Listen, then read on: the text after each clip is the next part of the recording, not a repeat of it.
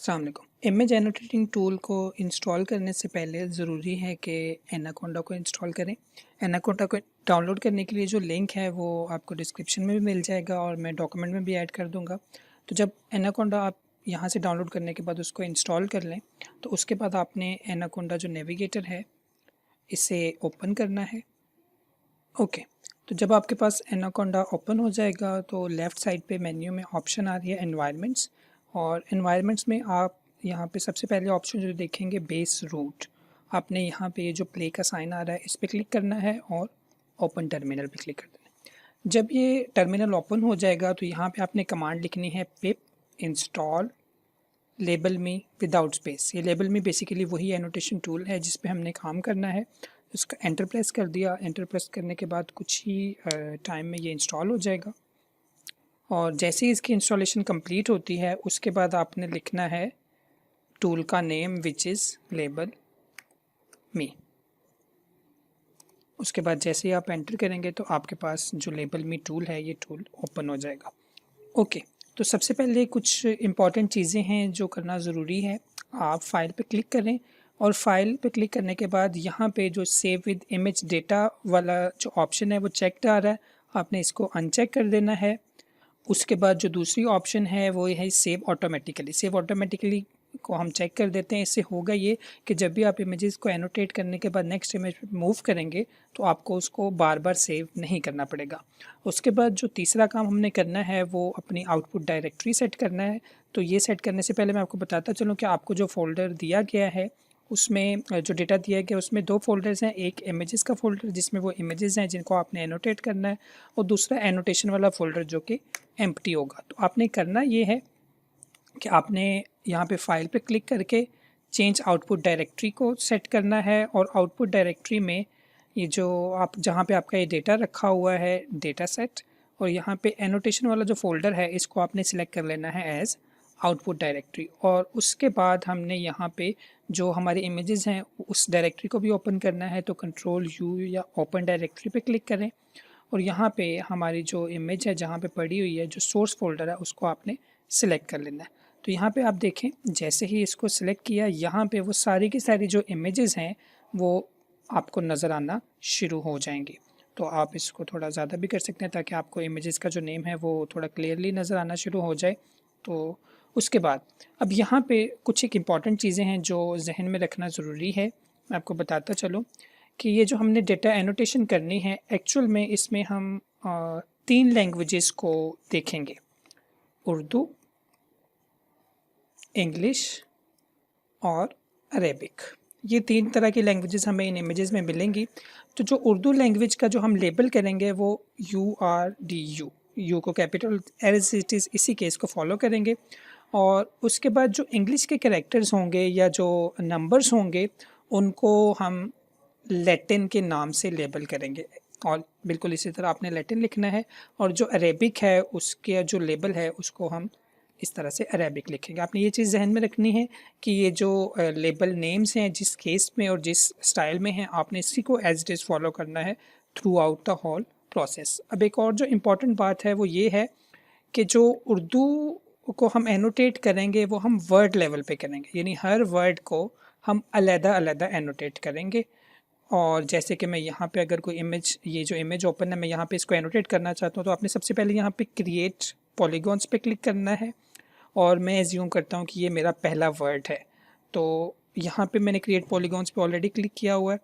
यहाँ पे एक क्लिक किया और देख लिया, और मैक्सिमम जितना मैं इसके क्लोज और यानी फ़िट कर सकता हूँ उतना फ़िट इसको करूँगा। ये कर दिया।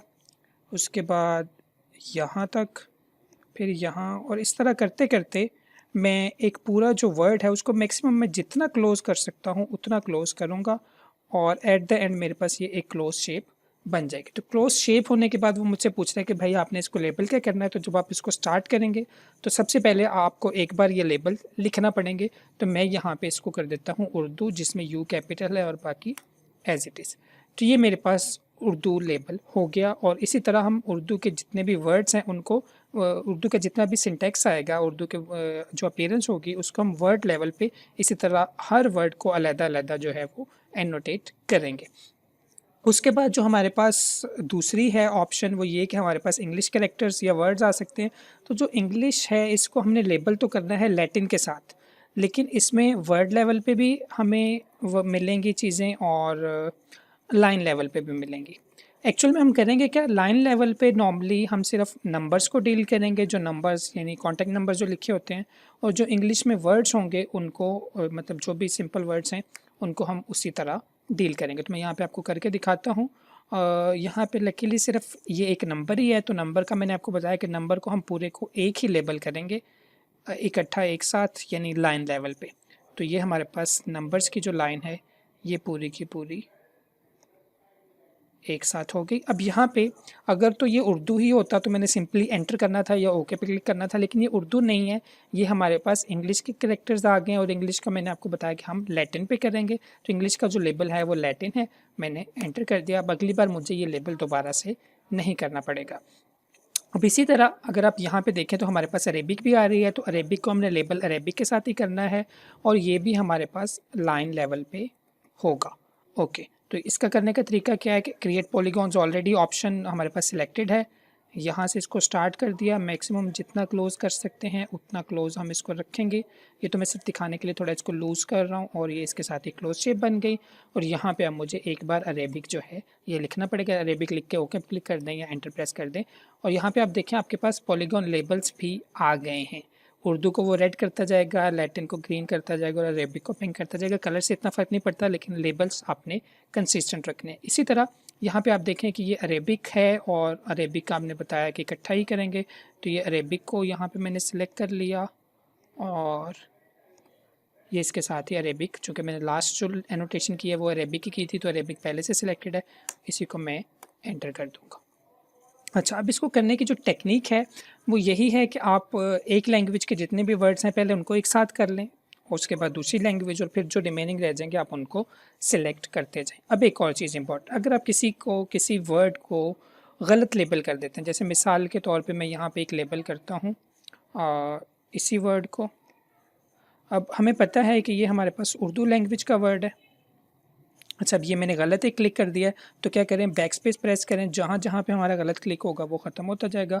तो ये यहाँ पे आ गया, उसके बाद यहाँ पे, और ये मैंने क्लोज शेप कर दी, और मैंने जल्दी में अरबी की प्रेस कर दिया। लेकिन चूँकि अब ये पूरी लाइन उर्दू की है, तो ये जो अल्लाह का वर्ड है ये वैसे तो अरबी में भी एग्जिस्ट करता है, लेकिन हम इसको उर्दू में ही ट्रीट करेंगे। अगर ये उर्दू टेक्स्ट के साथ आ रहा है तो इसको उर्दू ट्रीट करेंगे, अगर अरेबिक में आएगा तो इसे अरेबिक ट्रीट करेंगे। अच्छा, अब यहाँ पे इसको हमने करना था उर्दू, लेकिन कर दिया है इसको अरेबिक, और इस कलर से भी आप देख सकते हैं कि हमारे पास जो ये येलो या येलोइश कलर है ये अरेबिक है, और ये अरेबिक नहीं होना चाहिए। तो अब हमें क्या करना पड़ेगा, हमें एडिट करना पड़ेगा। तो यहाँ पे क्लिक किया, इसके ऊपर दोबारा क्लिक किया, एडिट पॉलीगॉन्स पे क्लिक किया, तो उसके बाद इसी टेक्स्ट पे क्लिक किया और कंट्रोल ई कर दिया। जैसे ही कंट्रोल ई किया उसने एडिट की ऑप्शन दे दी, और अब इसको मैं उर्दू कह दूँगा। अब बज़ाहिर तो इसका जो कलर है वो फ़िलहाल यही रहेगा, लेकिन आप देख सकते हैं कि जब भी इस पर क्लिक करेंगे तो ये उर्दू दिखाएगा। तो जब हम इस सॉफ्टवेयर को या इस टूल को दोबारा ओपन करेंगे तो हमें ये उर्दू का जो भी कलर है रेड, ये हमें रेड कलर में नज़र आना शुरू हो जाएगा। तो इससे परेशान होने की ज़रूरत नहीं है। ओके, तो ये तो थी कुछ चीज़ें। अच्छा, अब इसके बाद जब हमने अगली इमेज पे जाना होगा, अगर यहाँ पे हमने सेव ऑटोमेटिकली सेलेक्ट नहीं किया होता तो उसने हमें पूछना था कि इसको सेव करना चाहते हैं या नहीं। चूँकि हमने उसको ऑलरेडी सेलेक्ट किया हुआ तो हम सिंपली क्या करेंगे, अब जो हमारे कीबोर्ड के एरोज़ हैं उन्हीं को यूज़ करते हुए भी नेक्स्ट इमेज पे जा सकते हैं। अदरवाइज़ यहाँ पे हम क्लिक, ये यहाँ पे भी ऑप्शन आ रही है नेक्स्ट इमेज, और इसी तरह हम सारी के सारे इमेजेस को एनोटेट करते जाएंगे। अब चूंकि मैंने आपको कहा था कि हम नंबर को इकट्ठा एनोटेट करेंगे, लेकिन जो इंग्लिश का टेक्स्ट आएगा उसको वर्ड लेवल पे करेंगे। तो ये क्रिएट पॉलीगॉन्स, ये इंग्लिश का टेक्स्ट आ गया। तो we know can't is a single word, तो ये इसको यहाँ पे एनोटेट कर दिया, और ये एक ही वर्ड हो गया, और इसको हमने लैटिन लेबल करना है, and that's it. Latin label जो है ये आ गया। तो इसी तरह आपने सारी इमेजेस जो हैं उनको एनोटेट करते जाना है, और एट द एंड आपने इसे क्लोज कर देना है। जब भी आपने इसे दोबारा ओपन करना है तो अब वो पूरा प्रोसीजर रिपीट करने की ज़रूरत नहीं। आप सिंपली यहाँ पे एनाकोंडा लिखें, यहाँ एनाकोंडा प्रॉम्प्ट आ रहा है, और इसे ओपन करने के बाद आप सिंपली यहाँ पे लेबल में लिखें, और आपके पास जो टूल है डायरेक्टली वही ओपन हो जाएगा। वो पूरा प्रोसीजर जो है रिपीट करने की ज़रूरत नहीं है, सिंपली ओपन डायरेक्टरी करें और जो बाकी काम है वो सेम है।